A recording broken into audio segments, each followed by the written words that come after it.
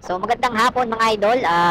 Shoutout muna tayo kay Jimwell de Rapite at saka Jinwell de Rapite. Yung kambal yun. Hindi ko alam kung sino yung nag-comment sa ating comment section.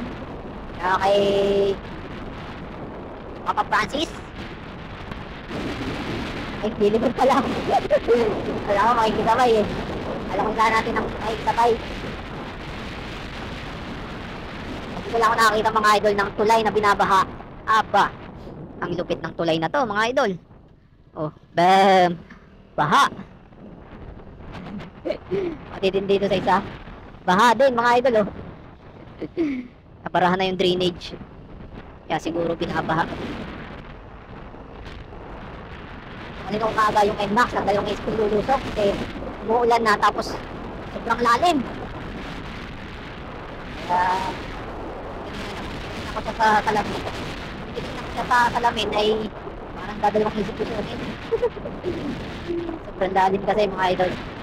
Butik. Wala ko nakakitang tulay na binabaha. Tulay na binabaha pa? Ah, lupit. Siguro nabarahan yung drainage. Hindi nakaagos yung tubig. Yun o. Abangan lang.